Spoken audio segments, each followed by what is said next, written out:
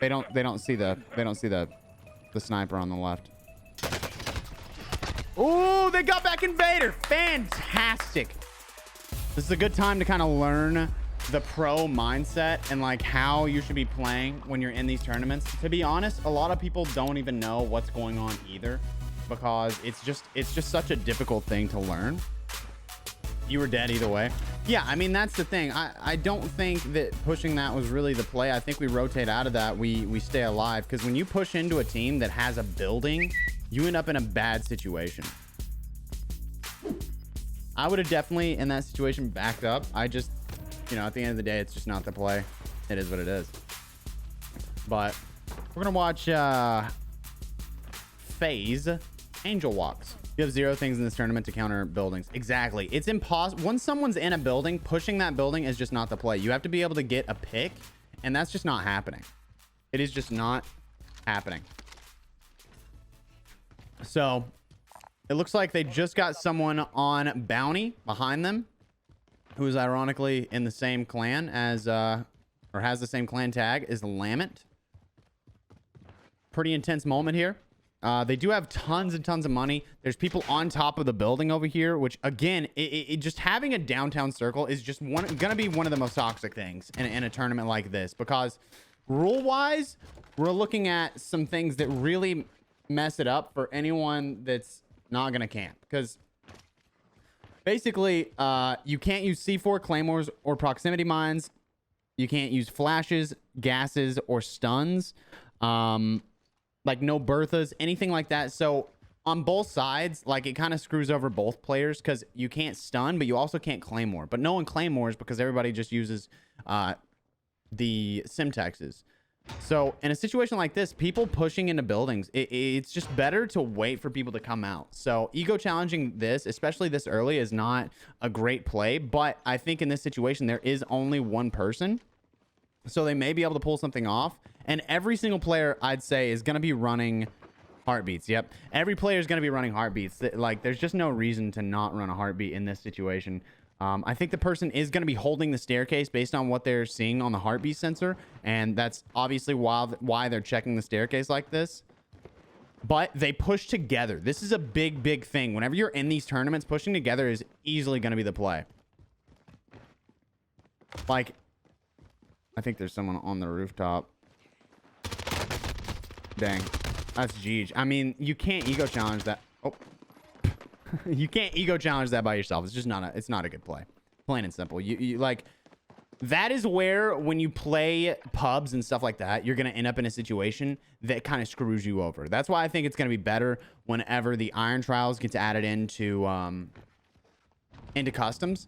Because you're not going to see gunfights like that anymore. You're not going to see people using these guns that just down people in 2 seconds. Yeah, there's going to be times where like people are going to die quick, but it's not going to have anything to do with that. It's going to have to do with like actual skill. So it's going to separate the people that are in these games because they have just like good gun knowledge and good shots, from the people that have good gun knowledge and shots, as well as good like moving around the map knowledge, like good positioning.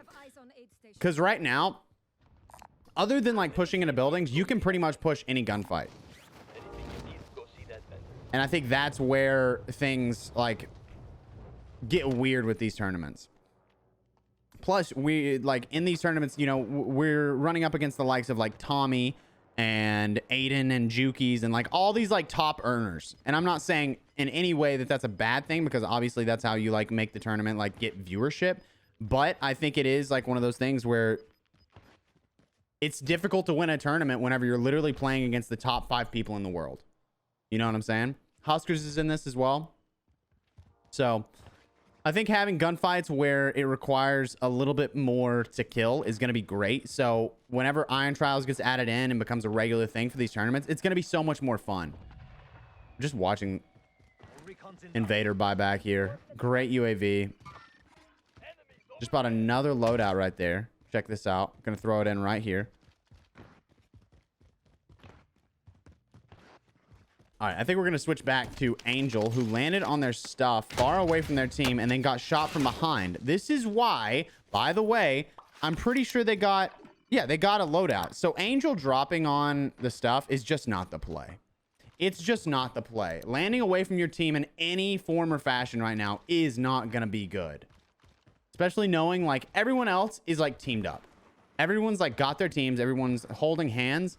And right here, you check out Angel. Like they got to go all the way down to the bottom. They got to slowly push around. Angel's got a person on the left.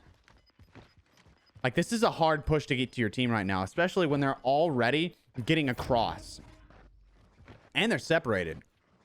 I think we're going to see an L in just a minute. If they stay the way that they're staying.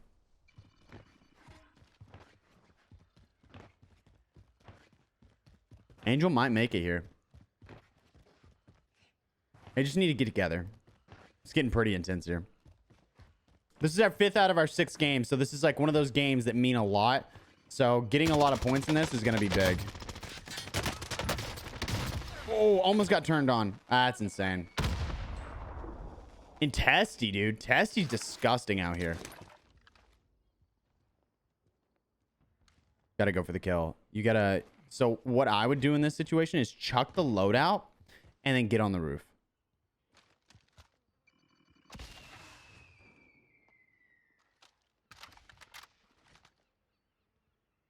Testy's a great player. So this is going to be a hard gunfight, especially knowing that they just fought back. But we got Invader here looking over. Lots of bullets flying. We've got people already sitting top prison. In these tournaments, again, it's all about plays like that. Is you end up in a situation where you have to camp, especially like knowing how hard it is to kill someone that's like sitting in a building. Camping, sitting there, and waiting is going to be the strategy. Okay. A little weird. Not bad, but you're going to drop your guns on each other. We're running a PPSH. That's pretty crazy.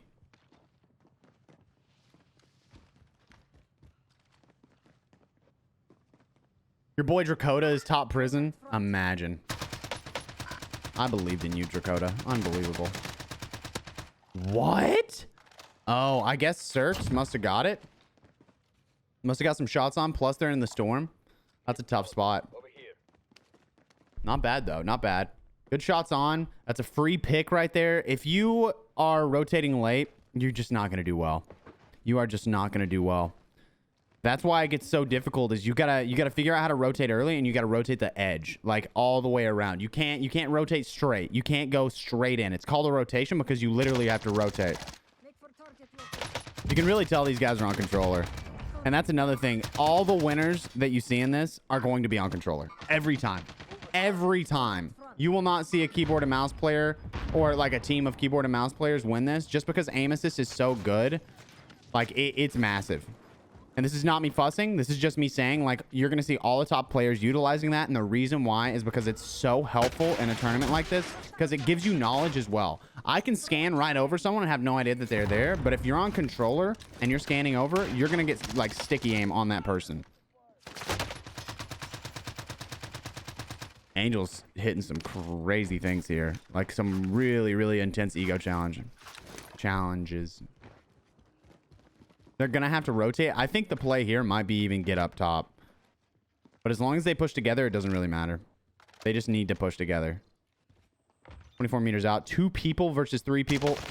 That's a great knock. Unbelievable. Fantastic knock. We got Invader right here. Yeah, let's check out Invader. Invader's going to go for the push here. See, the calmness of waiting for that. That's a good push. That's a good push. And they get shot from behind. Oh my god. Let's check out Cirques right here. Cirques sitting here. Low plates. Tough spot. Needs to go for the res. As long as everybody has a gas mask. Invader does not have a gas mask. Invader here, no matter what, is dead. Invader's gonna go. Nice. Okay, so the play right there, it's gonna seem like it was a pointless play, but the play right there. Oh, they don't see the sniper on the left. Oh, they got back Invader. Fantastic. Seriously good right there. Royal Eyes going in to buy the teammates. Royal Eyes still needing to move in. Now, we get to see Invader again, but we still have, you know, Isaac and Dakota sitting up here.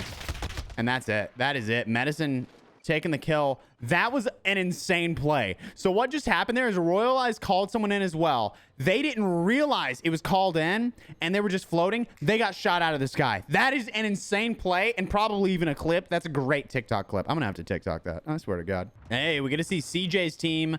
It's Spartan and CJ. Looks like they both are running the AMP 63, which is probably a good idea. I just don't have it leveled up. Oh, I guess it doesn't matter. I can probably just throw that on without having it leveled up because we're in customs, right? So what you're seeing here is there are placement points for this. The rules, they give points for placements. So looking over the rules real quick, kills is 1 point per player, or I'm sorry, 1 point per kill. First place is 2 times points. Second place to 5th place is 1.5 times points. 6th place to 15th place is 1.3 points. And then 16th through 30th place is 1.1 times the points. So you get a multiplier the higher you score. So knowing that these guys have, okay, well, I can't see it. Knowing that they at least have 8 kills, if they can get in top 5, that gives them a 1.5 versus a 1.3. And that is a massive difference. That can gain them up to, like, I mean, at this point, what is it? 1.5 times it. So it's not 2 times it, but it's like 1.5. So they'd get 4 more points just if, like, CJ didn't have anything. Hey, and they just got 4 more points. So there you go. I mean, that's exactly what it is you score those points for getting that. And then if you can get first place, you double your points. That's why positioning is so key, and people can't just go for kills. If you get, you know, 40 kills that game, it doesn't matter if someone else got, you know, if you got those 40 kills, like, and you died at 31st, right? It doesn't matter because someone at, you know, first place gets half of your kills. They end up getting more points than you. Well, not technically. They get the same amount of points as you. So you don't have to work as hard and put yourself in those bad situations as long as you stay alive. Oh, they got caught. They got caught. Top 3. It doesn't matter unless they get first. I'd like to remind you, it does not matter unless they get first. So they just need to go for first place. They don't have a ton of ammo. 3 teams left, 2 here. So yeah, it's going to be 2, 2, and 3. So there's 1 squad left that's got a full team.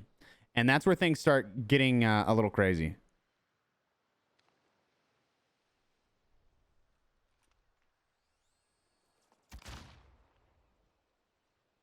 They're chucking out their stems. It's not called a stem shot. I can't think of what it is.